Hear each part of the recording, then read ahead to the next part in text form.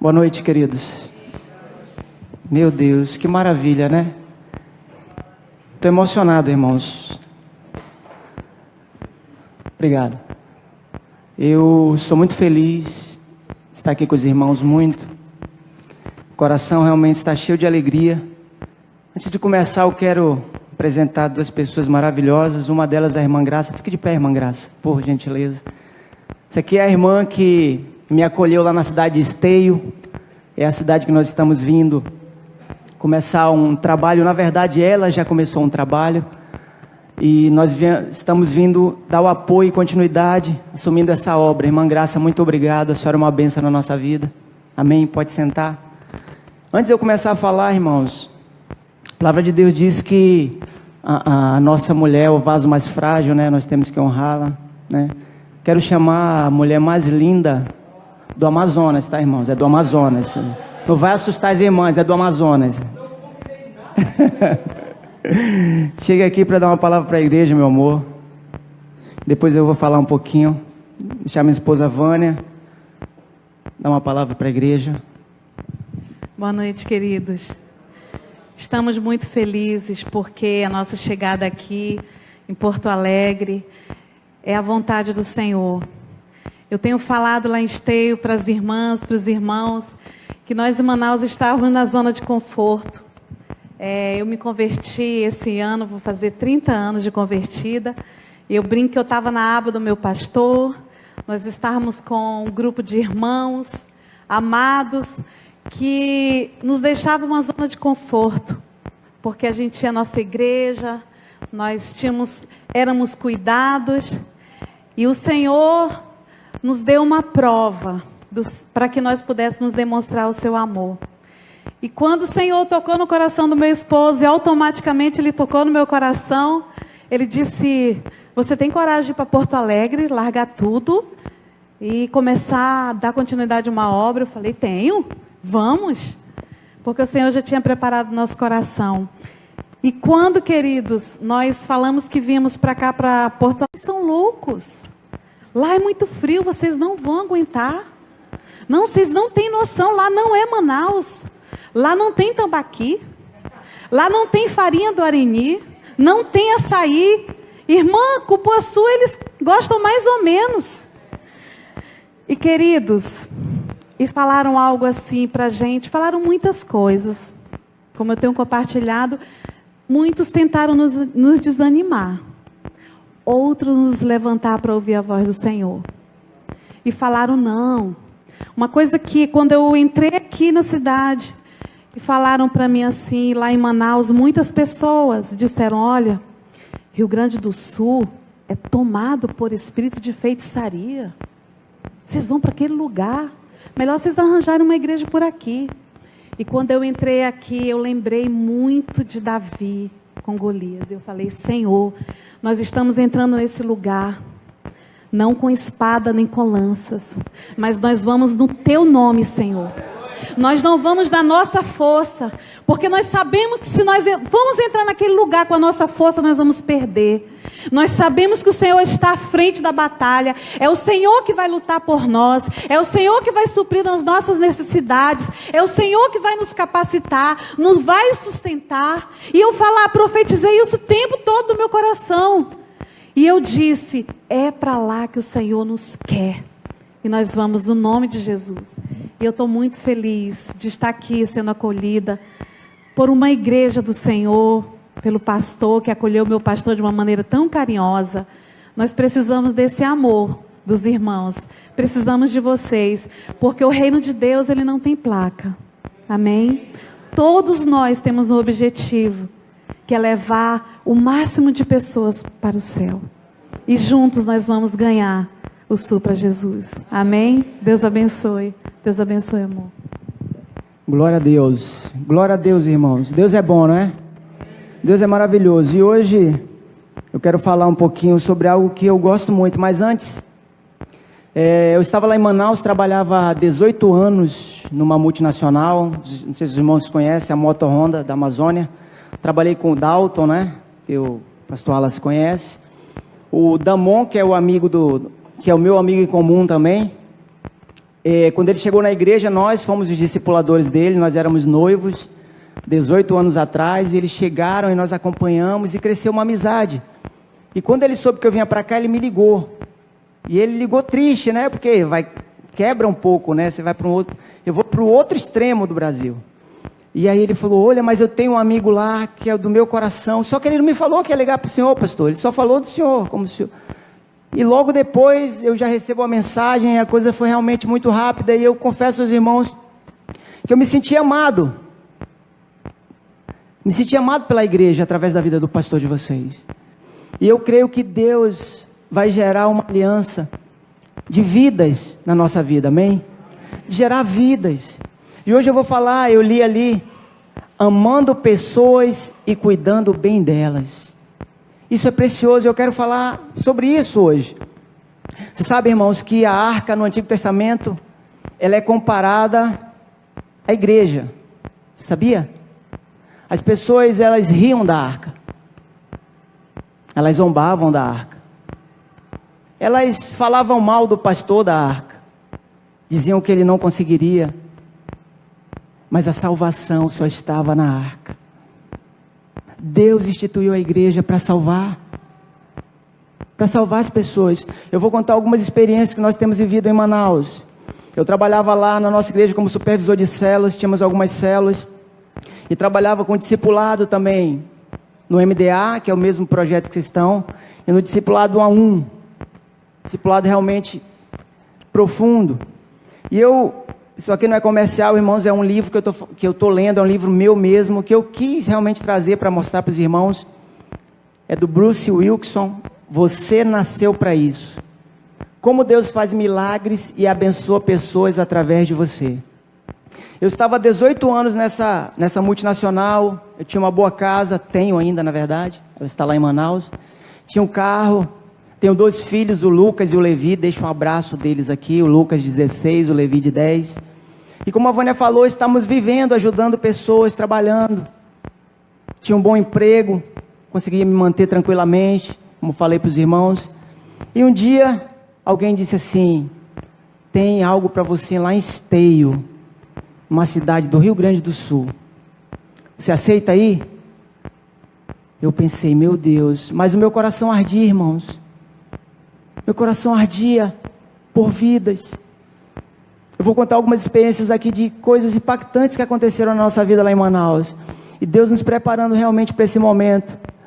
Na semana que era para a gente viajar, pastor, igreja, na segunda-feira eu iria viajar na sexta. Bateu um medo tão forte no meu coração, um temor tomou conta de mim. Eu falei, meu Deus, será que isso é de mim mesmo? Será que eu tomei essa decisão por mim? Será que foi tu que falou comigo? E eu comecei a falar, não, Senhor.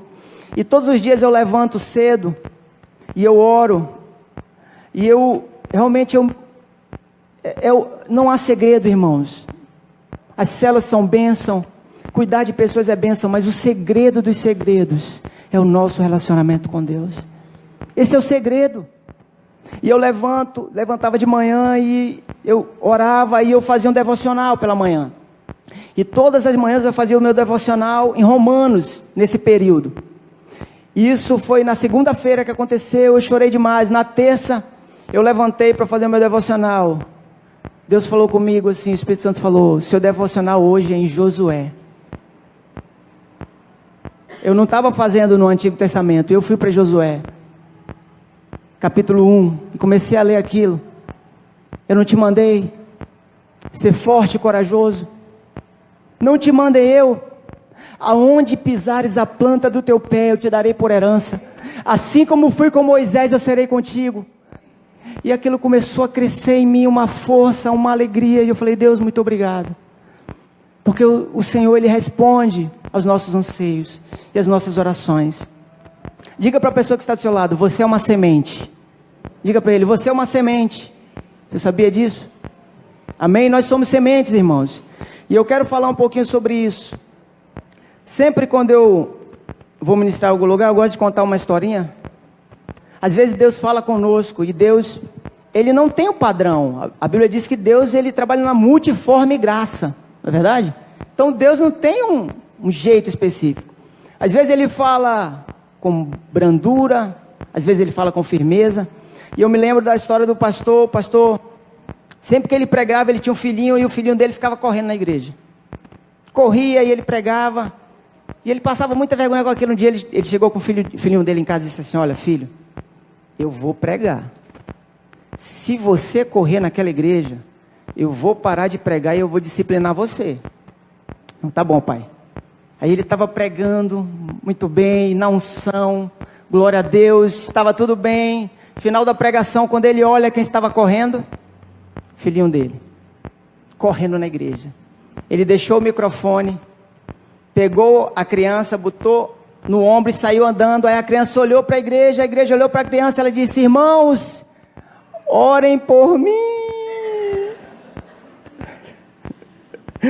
E às vezes Deus faz assim conosco, né, irmãos? A gente tem que estar bem para receber a palavra de Deus, amém? Eu quero hoje falar sobre um tema muito interessante. Eu quero que você abra a sua Bíblia no primeiro livro de Reis, capítulo 3. Primeiro livro de Reis, capítulo 3. Amém.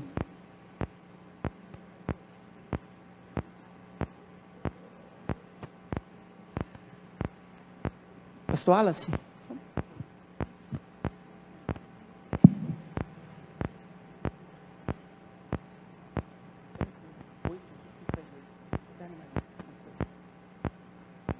Primeira Reis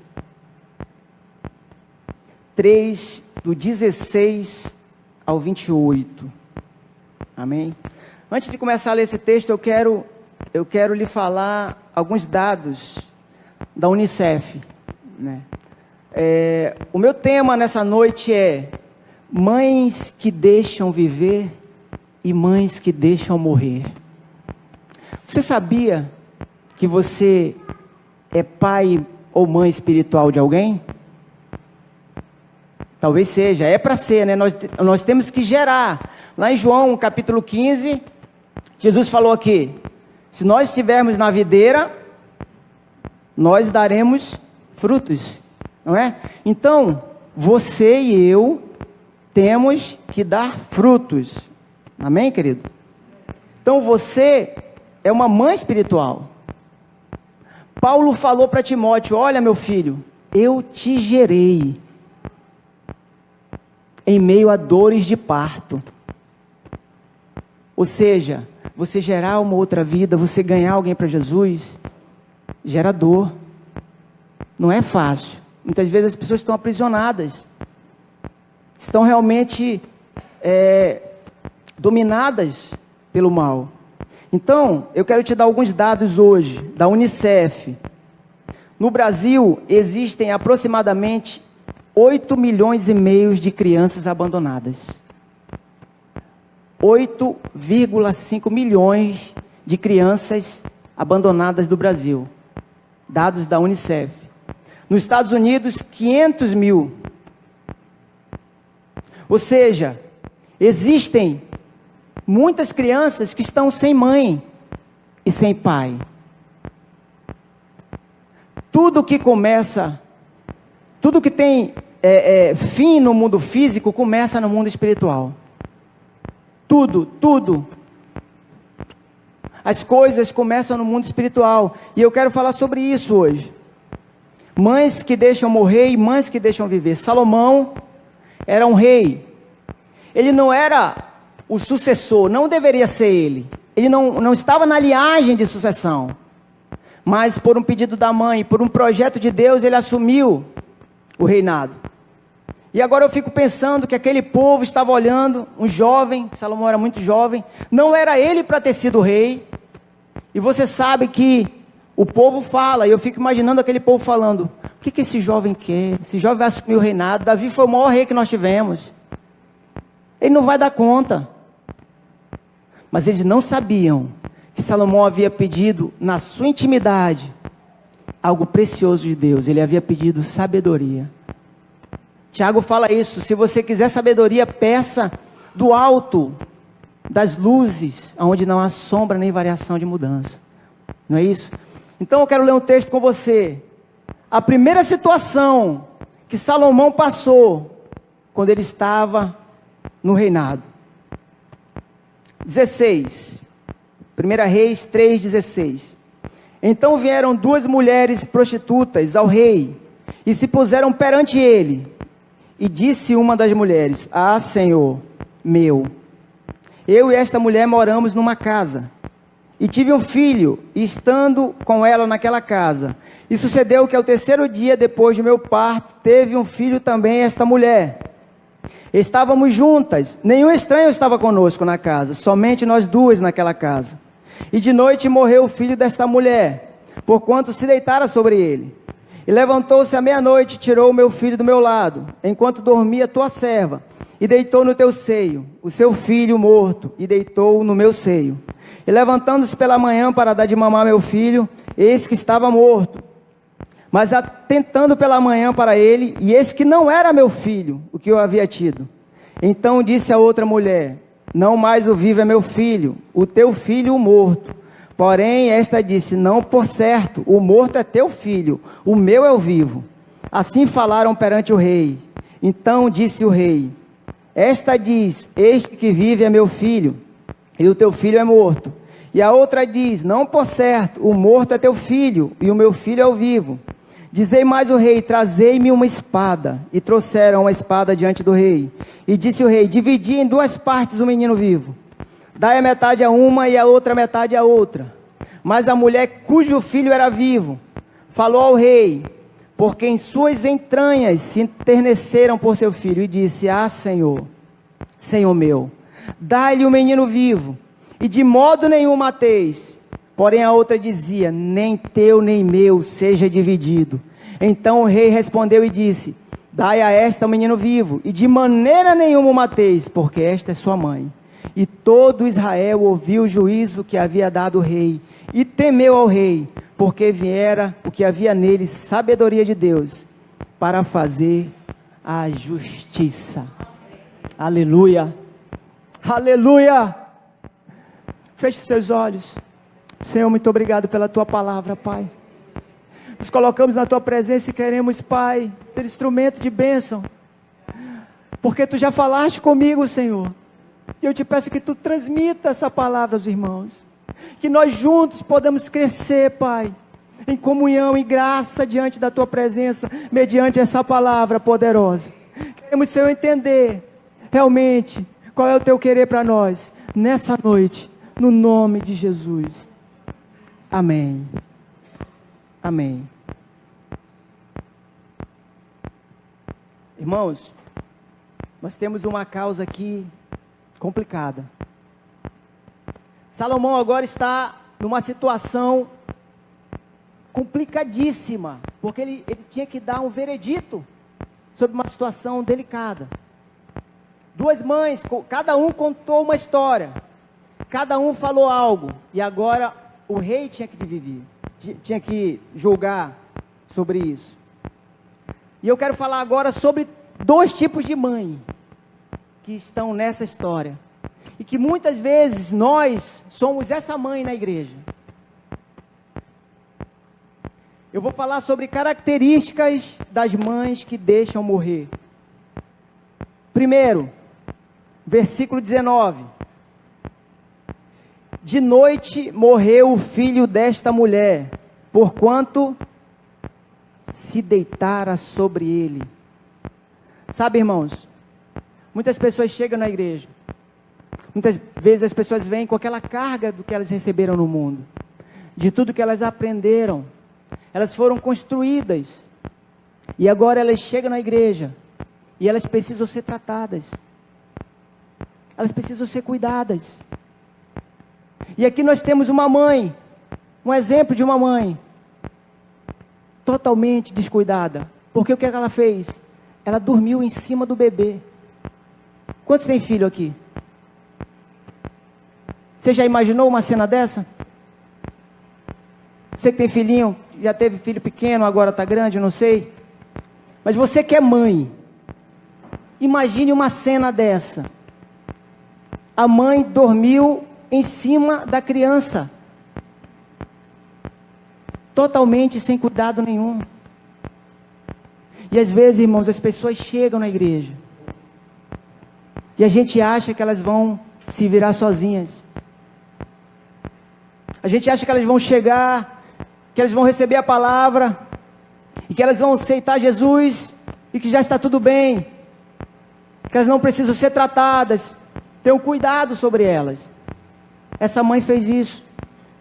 E muitas vezes nós fazemos isso. Nós fazemos isso como igreja. As pessoas vêm com suas aflições, sabe? As pessoas se enganam. Hoje no Brasil, as pessoas querem levar alguém a fazer uma decisão por Jesus, a se converter. Mas, em Mateus 28, há um mandamento que não é fazei convertidos. A Bíblia diz, ide e fazei discípulos. Você precisa gerar na vida de outra pessoa, e para isso você precisa ter cuidado. Você precisa saber como é que era a criação daquela pessoa, de onde ela vem, qual é a família dela. Eu conheço uma missionária lá em Manaus, a irmã Cecília. Eu preguei na igreja dela várias vezes, uma igreja grande como essa, bonita. Mas quando ela aceitou Jesus fumando. Ela estava com o braço para o lado de fora da casa, porque aquele cheiro incomodava. Mas ela fez uma decisão por Jesus. E muitas vezes, sabe o que nós fazemos? Mas ela ainda está fumando, irmão. Acabou de aceitar Jesus, já tem que abandonar. É um processo, querido. Tem pessoas que abandonam na hora. O nosso pastor Neri, nosso presidente, pastor Neri Campos, ele era um alcoólatra. Ele aceitou Jesus num dia, no outro ele acordou bom, são, nunca mais bebeu. E aquela mulher foi tendo cuidado com a vida dela. Foram cuidando dela. E hoje ela é uma grande missionária. Começou com uma tenda num bairro lá em Manaus, chamado Santa Itelvina. Começou com uma tenda, e hoje tem uma igreja como essa. Pessoas são abençoadas. Por quê? Porque ela foi cuidada. Porque alguém se preocupou com ela. Então, a primeira característica de uma mãe que deixa morrer é a falta de cuidado. A falta de cuidado. Vou contar uma experiência que eu tive aqui sobre essa questão. Um dia nós estávamos na igreja e chegou um casal e sentou. Um casal bem bonito. Eu pensei até que eles eram do sul. Eu falei assim, não, eles devem ser de Porto Alegre, esse pessoal. Pessoal bonito assim, de Porto Alegre. Casal bonito mesmo. Olha, irmãos, pastor, eu não sou muito de achar homem bonito, sabe? Eu tenho uma dificuldade. Mas esse irmão é bonito. E chegaram lá e sentaram. No banco que eu estava. Mas aquele rapaz, tinha alguma coisa errada com ele. Ele olhava todo o tempo para frente. Ele, sabe quando você olha para o nada? Era assim. Tudo bem. Quando terminou o culto, eu fui até eles, para eles preencherem uma ficha de visitante, que a gente tem um padrão lá, preenche uma ficha para a gente ligar 24 horas depois, que é o processo do MDA. E só que, quando eles preencheram a ficha e desceram, alguém chegou comigo e falou assim, essa ficha é minha. Um irmão da igreja chegou comigo e falou, essa ficha é minha. Aí eu falei, não, eu só estou preenchendo aqui. Ele disse, não, porque eles vieram convidados por alguém que eu, da minha célula, então essa ficha é minha. Eu digo, tudo bem, querido. Dei a ficha para ele. 6 meses depois, o casal não estava na igreja. Um dia, eu e minha esposa estávamos numa festa do meu filho mais novo, Levi, na escola. Quando eu estou passando, quando eu vejo no restaurante lá embaixo, o mesmo casal, eu falei, não, eu vou lá. Dei a volta todinha, desci, cheguei com ele, falei, tudo bem, você lembra de mim? Aí ele falou, não lembro de você. Aquele rapaz lá da igreja que vocês foram, e contei ele, lembrei, eu falei, era um sábado. Eu falei, vai lá amanhã com a gente. E no outro dia ele estava lá, eu sentei do lado dele, falei, eu vou fazer outra ficha, mas dessa vez eu não vou dar não, eu vou ficar comigo essa ficha. E se ele vier, a coisa vai pegar. Fiz outra fichinha, e eu comecei a acompanhar esse rapaz. E esse rapaz, simplesmente, ele tinha síndrome do pânico e depressão. Porque ele treinava musculação e ele tinha uma cadela, Rottweiler. E ele deixou aquela cadela, para poder ele ficar bonito e forte, e aquela cadela morreu. E esse rapaz não se perdoava por isso. E eu comecei a trabalhar na vida dele, comecei a falar com ele. E ele começou realmente a crescer no evangelho. Começamos a fazer o discipulado 1 a 1, que nós fazemos lá, pastor. Toda semana reunir, com horário certinho. Às vezes nem dava toda semana, confesso, mas de 15 em 15 dias. A gente reunia, e eu falava, Luiz Henrique, o nome dele. Luiz, Deus vai fazer uma grande obra na tua vida. Você vai ser um grande pastor. E eu começava a declarar na vida dele. E aquele rapaz foi crescendo, foi desenvolvendo. E hoje ele é um líder em treinamento na nossa igreja. Casou, a esposa dele está esperando um bebê agora. Por quê? Porque ele foi cuidado. Não se engane. O diabo não tem medo do que você fala. O diabo tem medo do que você faz. Não se engane. As palavras se perdem no vento, querido. Nós precisamos viver essa verdade. Amém? Segunda característica da mãe que deixa morrer. Versículo 20.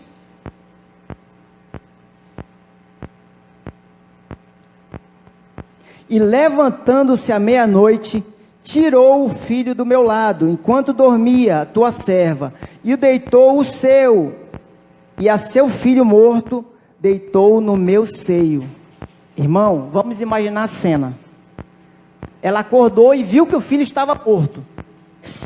Deixa eu fazer uma pergunta para você que é mãe. Se você acordasse e seu filho estivesse pelo menos desmaiado, o que você faria? No mínimo um escândalo, né, meu irmão? Derrubava a casa. Eu falo porque o meu sobrinho, há poucos dias, a esposa dele teve bebê. Infelizmente, tiveram algumas complicações.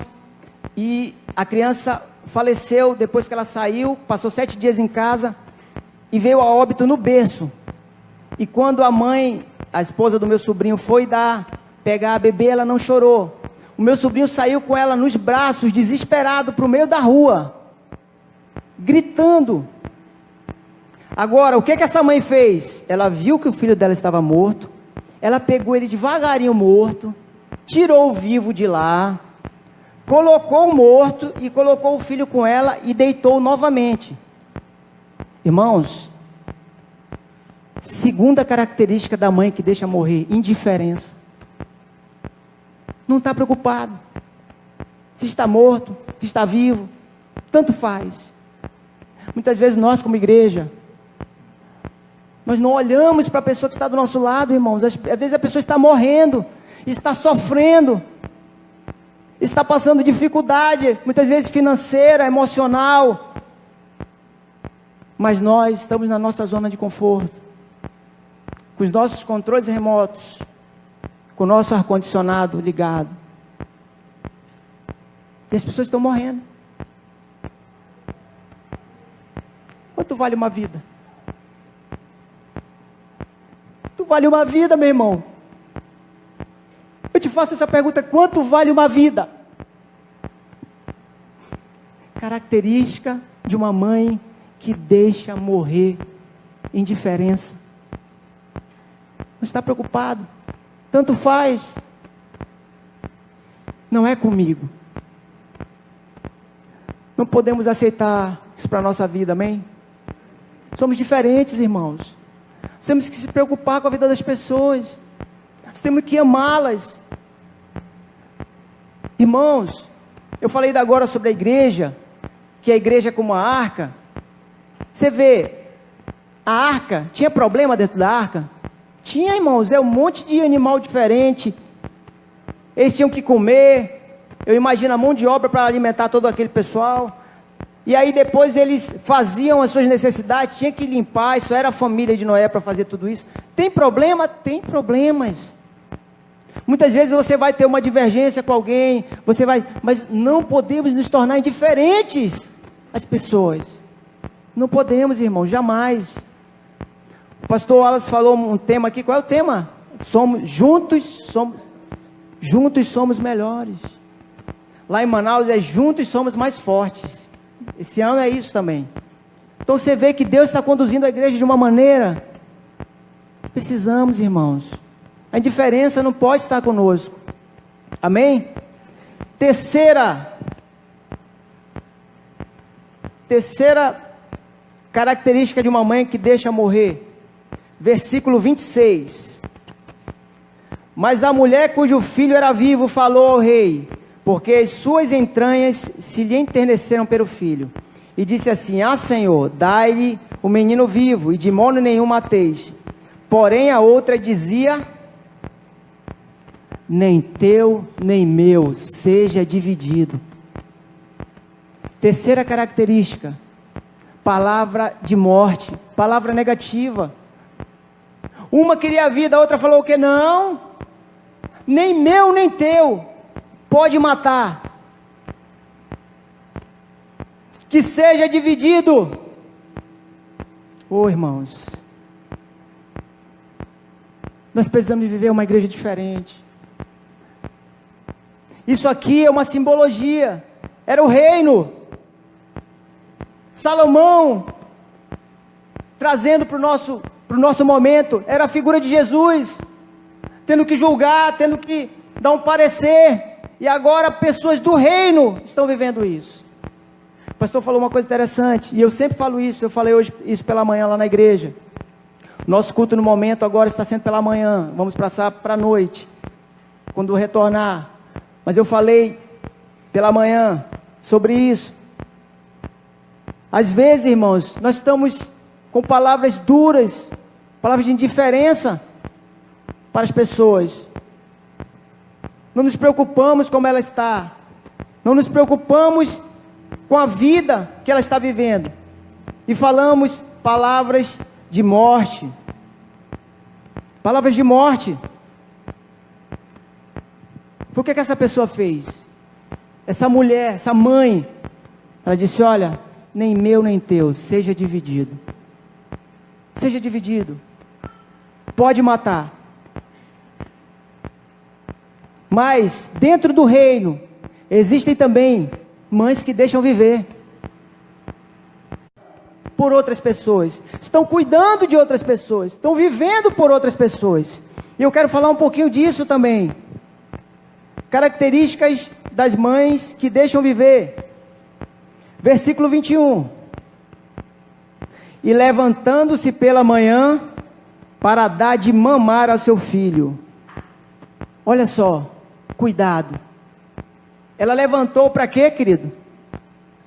Para dar de mamar. Ela se preocupou com aquela criança. Ela se preocupou. Às vezes, hoje de manhã eu falei lá na igreja. Deixa eu fazer uma pergunta para você. Quando a ovelhinha nasce, quem é o responsável por dar leite para aquela ovelhinha que nasceu? Quando a ovelhinha nasce, quem é o responsável por amamentar aquela ovelhinha? É o pastor? Não, é a ovelhinha, que é a ovelha mãe que deu a ovelhinha. Não é isso? Então nós temos uma responsabilidade. Nós temos uma responsabilidade. Outro dia chegou um irmão lá na célula, a esposa dele não queria ver ele, tinha separado, ele tinha, na verdade, nesse momento que ele chegou, ele ainda não era irmão, que ele estava chegando na igreja, por uma situação difícil que passou no casamento, família, e estava chegando, e nós começamos a acompanhar. O nome dele é Cristóvão, e ele é todo assim, sabe, todo imperativo, todo agoniado, e ele queria a esposa dele de volta. Eu digo: meu irmão, Deus quer restaurar teu casamento, mas você fez tanta besteira que tem que ter um tempo, né? Não pode ser rápido assim, vamos trabalhar isso aí. E aí eu me lembro que uma vez ele falou assim para mim: irmão Serginho, os irmãos me chamam de Serginho lá, Serginho, a gente tem que ligar para ela, tem que ligar, que ela tem que falar comigo. Eu digo: meu irmão, vamos orar, eu estou orando ainda, não é hora, liga, meu irmão. Aí eu, para agradar o abençoado, eu liguei. Meu irmão, quando eu comecei a falar do evangelho, até que estava bom. Aí eu falei assim: sabe quem está aqui comigo? Para ela, para a esposa. Eu falei: o Cristóvão. Meu irmão, eu me arrependi de ter falado aquele nome. Essa mulher me falou tanta coisa, meu irmão. Deixa eu lhe falar uma coisa, você marido. A mulher, ela tem um gatilho, sabia?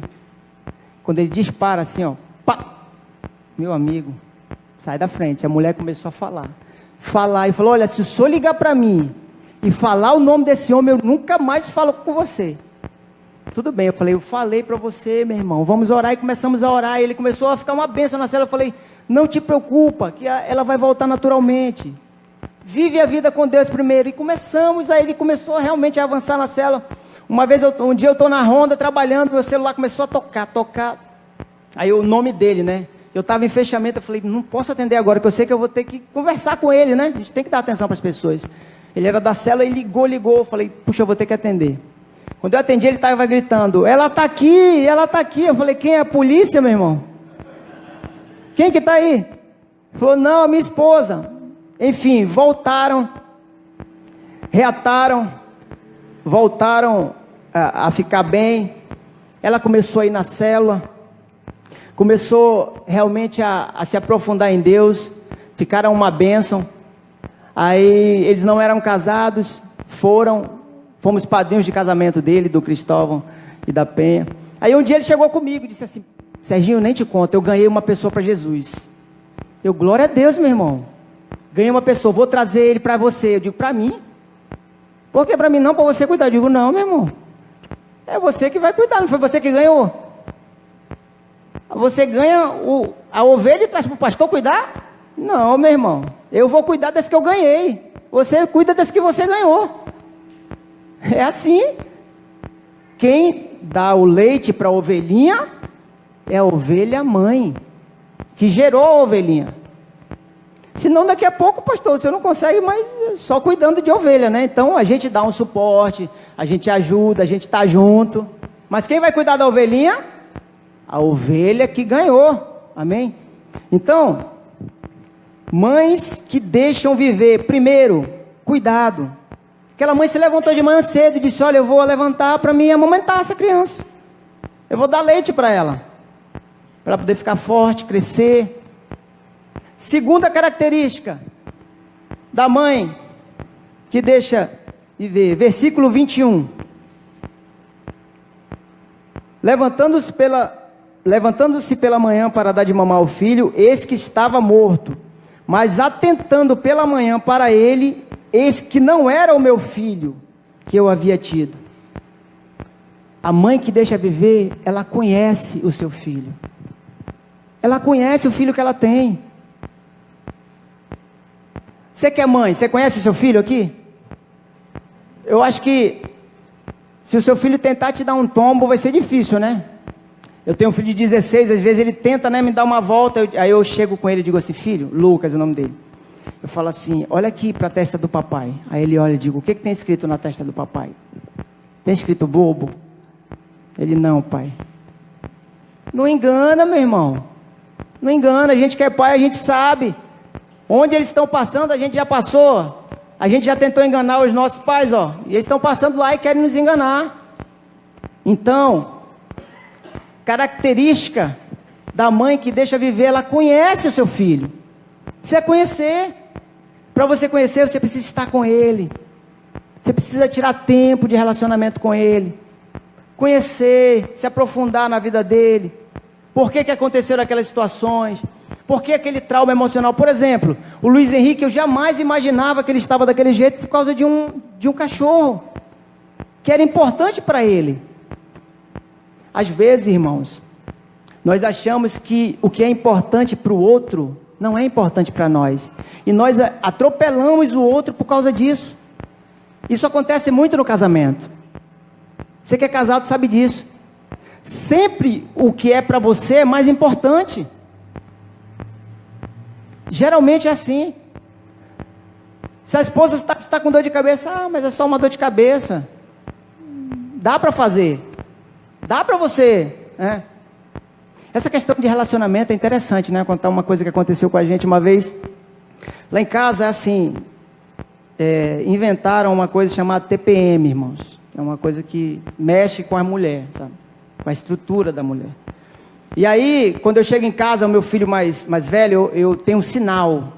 A gente tinha empresa lá em Manaus, empresa de RH, e eu falava, quando eu chegava, eu dizia, Lucas, se ele fizesse assim é porque ela estava de bom humor. Aí eu já, oi meu amor, tudo bem? E, né, se ele fizesse assim, ó, Eu dizia só, oi amor. Aí já ia passando direto. Aí um dia eu passei, irmãos, ela estava fazendo um orçamento para uma empresa lá, a gente tinha um escritório. E era em casa mesmo, a nossa casa é bem grande.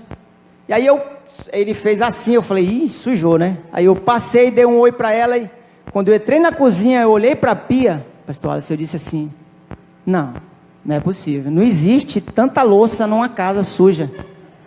Ela escondeu 17 anos essa louça aí, ela botou hoje aí para me lavar. Isso não existe. Tudo bem. Mas eu comecei a lavar, ela estava, né, no dia ruim, eu lavei, só estava eu, ela e os 2 filhos. Aí eu estou lavando, lá em casa tem um corredor assim, aí ela passou no corredor. Aí você sabe quando você passa, aí tem uma parede, aí você passa e volta? Ela passou, voltou e olhou e disse assim, quem lavou essa louça? Aí quase que eu dizia para ela, foi o Espírito Santo por acaso, só tá eu, você e as crianças aqui, lógico que foi eu. Só que a gente tem que, né, manter a pose, eu disse, foi eu, meu amor, que lavei. Aí ela disse assim, tu usou qual das 2 esponjas? Eu, misericórdia, sangue de Jesus tem poder. Eu nunca imaginei que tinha mais de uma esponja para lavar louça, meu irmão. Aí eu digo, e agora? Como é que eu vou fazer? Tu acha que o homem lembra qual é a louça, esponja que ele lavou a louça, meu irmão? Ele já está fazendo um favor de ajudar já, meu irmão. Aí eu disse assim, Jesus amado, e agora? Aí eu olhei assim, aí eu digo, eu vou chutar. Aí eu disse assim, foi essa? Aí ela, não. Aí eu perguntei, mas por quê? Ela disse, não, porque uma é para louça e outra é para bancada, né? Eu digo, meu Deus. Aí eu errei, meu irmão, na hora que eu falei qual era que eu tinha lavado. Ouvi a noite todinha. É só um parênteses para falar como é que é a questão homem e mulher, tá, irmãos? Voltando um pouquinho aqui. Característica das mães que deixam viver. Terceira, versículo 26. Mas a mulher cujo filho era vivo falou ao rei, porque as suas entranhas se enterneceram por seu filho. E disse, Senhor, dá-lhe o menino vivo, e de modo nenhum o mateis. Palavras de vida. Característica das mães que deixam viver. Palavras de vida. A pessoa está, às vezes, no buraco, e você fala para ela, não, meu irmão, você vai sair daí, porque Deus é bom. O Senhor vai te tirar daí, porque o Senhor te ama. Ele vai fazer uma nova história para você. Ele vai mudar a tua história. É isso, irmãos. Palavras de vida. Palavras de vida ministrando na vida das pessoas. Eu vou contar a história aqui de um rapaz chamado Johnny. O Johnny é o marido de uma jovem que trabalhou com a minha esposa 20 anos atrás. E aí, ano passado, em fevereiro de 2016, a minha esposa estava fazendo a matrícula para o nosso filho e encontrou a esposa do Johnny, que trabalhou com ela. E começou a falar do amor de Deus para ela, como Deus tinha mudado a nossa história. E ela começou a chorar lá na escola e disse que ela vivia uma vida muito difícil. Que o marido dela era alcoólatra, ele não conseguia se libertar dos vícios, do álcool. E aí, eu falei para ela assim, fala que nós vamos pegar ele para vir para a célula. E aí, na primeira vez ele não aceitou, e na segunda vez ele aceitou, eu peguei o carro, fui pegá-lo. E eu me lembro, em fevereiro do ano passado, está fazendo 1 ano exatamente esse mês. Ele dentro do carro indo para a célula, eu falei para ele assim, Johnny, o que você mais quer em 2016? Qual é o teu sonho? Ele disse assim, eu quero mudar, eu quero uma vida nova, eu quero ser liberto. Irmãos, ele foi para a célula. O Johnny, ele me atendia até sexta-feira, 6 horas da tarde, que era o horário que ele saía do trabalho. Se eu ligasse de segunda a sexta, eu falava com o Johnny perfeitamente, Johnny, vamos para a célula? Não, eu vou para a célula sim, meu irmão, vem me pegar. E respondi o WhatsApp. Sexta-feira, 6 horas, ele ficava incomunicável. Ele não atendia mais celular, ele não respondia mais WhatsApp, porque ele começava a beber. Uma vez nós chegamos lá para fazer o discipulado, pastor. Sentamos com eles. Ela começou a chorar, ela disse assim, ele recebeu sexta-feira, R$1.500. Ele chegou domingo em casa sem nada. Eles têm 2 filhos pequenos, a Helena de 2 anos e o Benjamin de 4 anos. E eu comecei a falar para aquele jovem, eu falei, você vai vencer, Você vai sair do alcoolismo. Você vai se tornar uma bênção. Você é uma bênção. Eu comecei a ministrar na vida dele. Johnny, tu é uma bênção, Johnny. Johnny, eu te amo, Johnny. Johnny, você tem valor, Johnny. Ele falou, não, eu não consigo. Eu falei, você consegue. Fevereiro, março, abril. Ele não ia. Ele fugia de mim. Aí depois estava bem. Ia uma vez para a célula. Eu ficava feliz. Agora o Johnny vai realmente avançar. E depois o Johnny de novo bebia. E era uma luta. E isso aconteceu em fevereiro, março, abril, maio, junho, julho. E ele perguntava para mim, por que tu não desiste de mim? Por que tu não desiste de mim? Eu não vou mudar, eu não consigo. Eu não consigo. E ele chorava. Um dia eu estava fazendo discipulado com ele. Ele estava sentado, ele começou a contar a história do pai dele.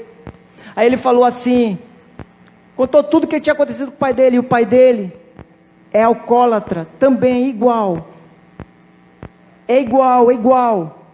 Ele está reproduzindo aquilo que o pai dele ministrou na vida dele, com palavras, com atitudes.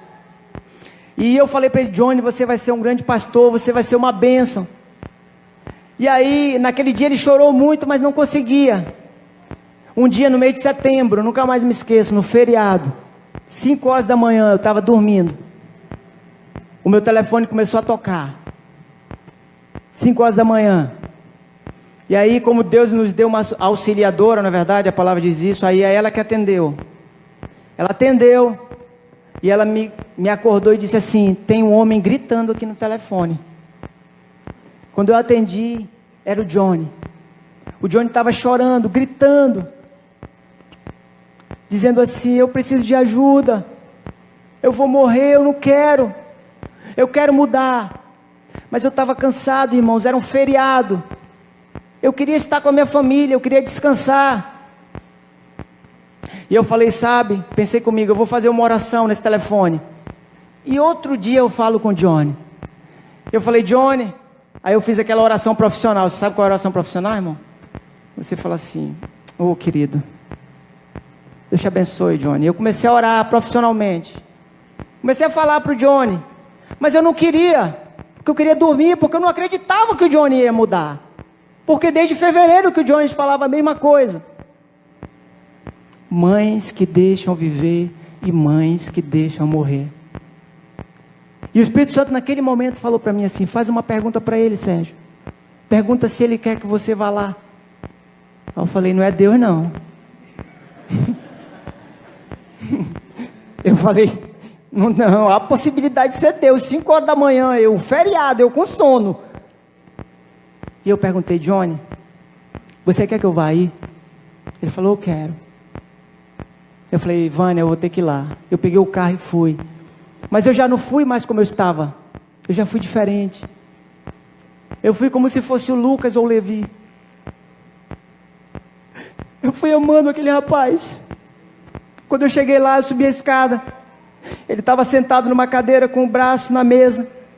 Quando eu entrei na casa, o Johnny se jogou nos meus pés, se abraçou e começou a chorar. E eu me ajoelhei, não aguentei, comecei a chorar com ele também, abracei aquele homem. E eu comecei a orar com ele, eu falei, Johnny, tu é uma bênção, Johnny. O Senhor te ama, Johnny. Ele morreu por você. Ele quer mudar a tua história, Johnny. E eu comecei a orar com aquele rapaz. E a família da esposa dele estava embaixo. E eles não gostam de cristãos. Porque, na verdade, irmãos, tem muitos cristãos evangélicos que estão realmente entristecendo o nome de Jesus, fazendo coisas erradas. E as pessoas olham e elas acham que todos nós somos iguais, infelizmente. E é responsabilidade nossa provar que nós somos diferentes. E aquela família tinha essa impressão. E eu estava lá chorando com o Johnny, orando, e eu comecei a declarar naquela casa, eu falei, Senhor, Tu vieste para libertar os cativos, Senhor. Lá em João capítulo 8, Tu disseste que se nós conhecêssemos a Tua verdade, seríamos libertos, Pai. Senhor, eu tomo posse dessa palavra, eu declaro isso sobre a vida do Johnny, e ele chorava, e ele me agradecia. Quando eu terminei de orar, que eu abri os olhos, o sogro do Johnny estava em pé na porta, aquele homem que não gostava de cristãos. Ele estava nos olhando, ajoelhados, dois. Eu acho que ele estava pensando, é dois doidos, né? Ajoelhados, chorando. Mas o Evangelho é loucura para os que se perdem. Mas é poder de Deus para aqueles que são salvos, aleluia. É poder, irmão. Poder. E aí eu falei para a esposa dele, dá um banho no Johnny. E eu vou conversar com ele uma outra hora. E eu desci, e aquele senhor falou para mim, toma café comigo. Aquele senhor que não gostava de cristãos. Eu falei, poxa, a minha esposa está me esperando para tomar café com ela em casa, mas eu lhe agradeço. E conversei um pouco com ele. E eu quero te falar, que desde aquele dia, o Johnny nunca mais bebeu. O Johnny tem nos ajudado na célula. Ontem eu estava fazendo uma visita com a minha esposa, ela é prova. O Johnny passou uma mensagem de voz e eu comecei a chorar naquela casa. Porque eu sei de onde aquele rapaz veio. Mães que deixam viver e mães que deixam morrer. A pergunta é: quem nós somos? Quem nós somos, irmãos? Temos deixado as pessoas viverem ou temos deixado elas morrerem?